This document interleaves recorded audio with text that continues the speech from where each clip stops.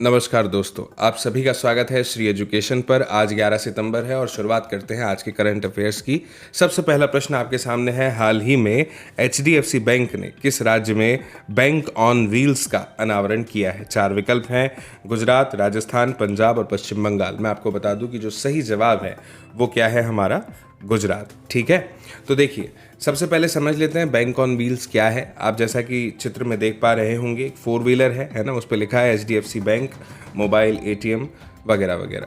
देखिए क्या होता है ना कि ग्रामीण क्षेत्र जो है उससे अक्सर बैंक की जो शाखाएं होती है वो थोड़ी दूर स्थित होती है ना, तो लोगों को थोड़ी सी असुविधा होती है आने जाने में।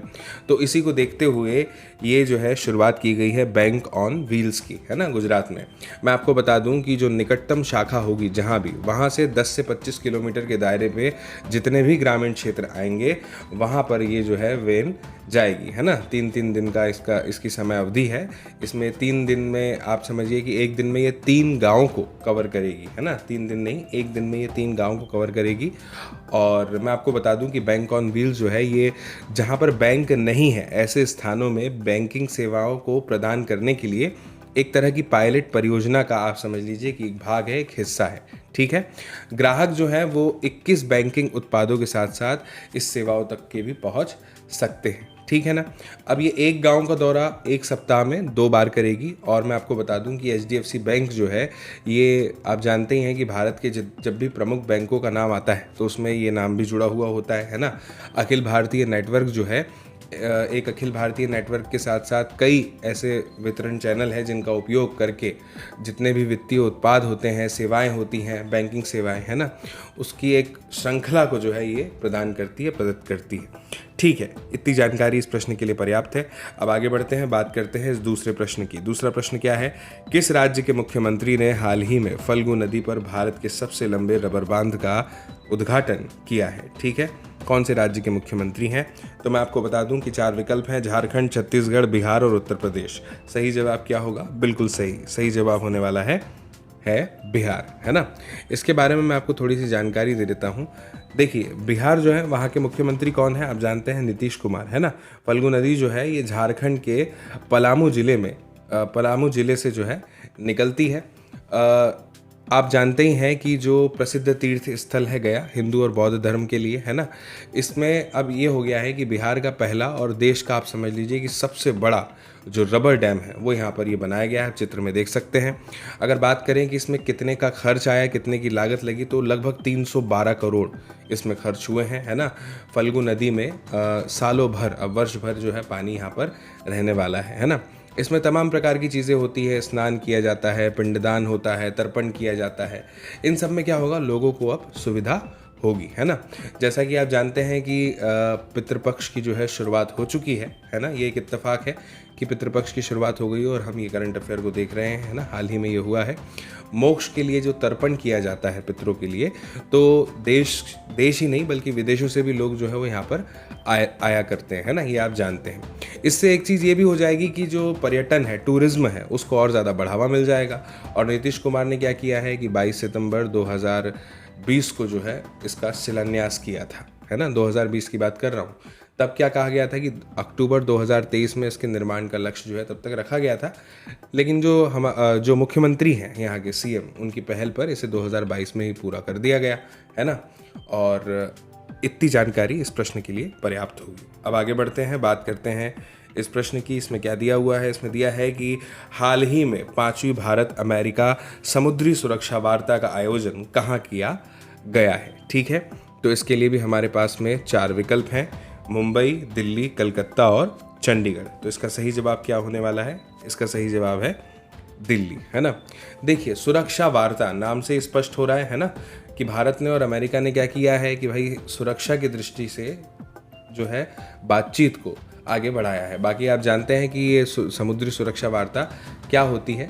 भारत और अमेरिका ने इसी वर्ष के अंत में जो है विकसित हो रही रक्षा क्षमताएं हैं उन पर पहली वार्ता शुरू करके जो साझेदारी है, कौन सी वाली, रणनीतिक साझेदारी, इसको और ज़्यादा आप कह लीजिए कि मजबूत करने के लिए इसके तरीकों पर गुरुवार को चर्चा करी है। और भारत अमेरिका आप जानते हैं 2+2 अंतर सत्रीय बैठक जो है या समुद्री सुरक्षा वार्ता जो है, इसके समापन पर इसकी जो है घोषणा की गई है।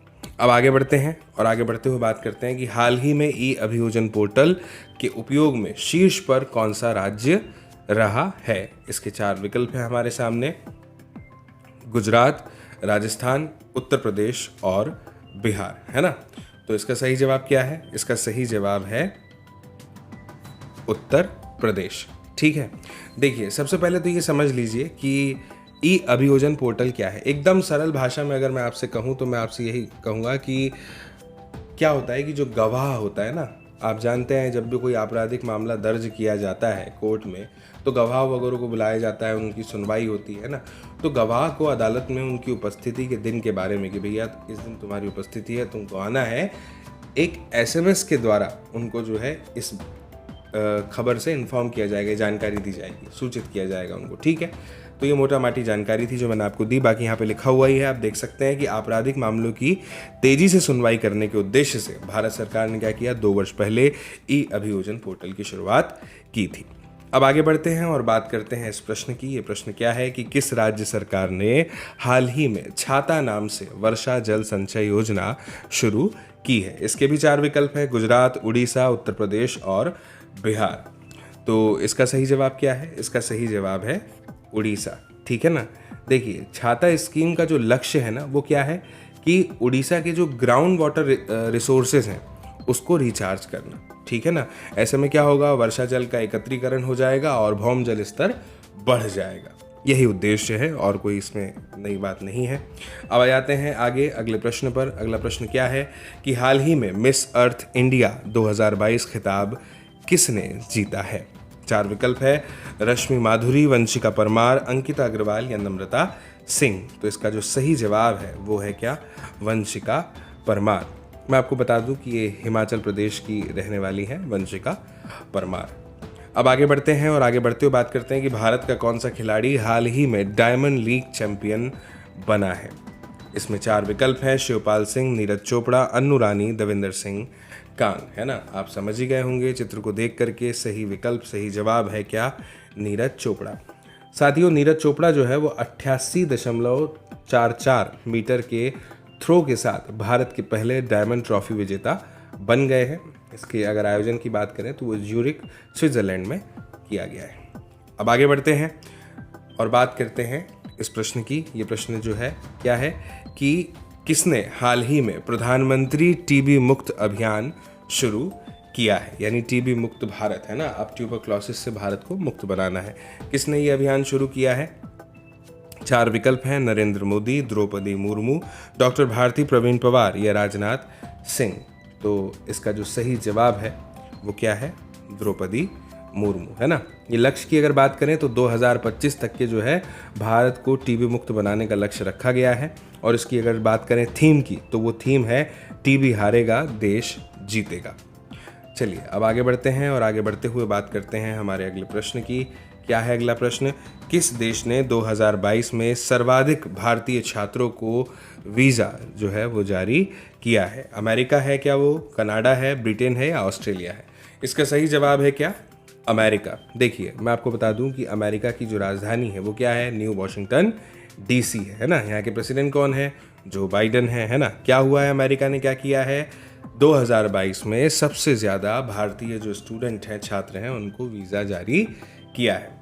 अब आ जाते हैं हमारे आज के वीडियो के इस अंतिम प्रश्न में और मैं आपको बता दूं कि इसका जो जवाब है वो आपको कमेंट बॉक्स में कमेंट करके देना होगा। हाल ही में सूंघने वाली कोरोना वैक्सीन, ध्यान से सुन लीजिए, सूंघने वाली कोरोना वैक्सीन को मंजूरी देने वाला पहला देश कौन सा बना है?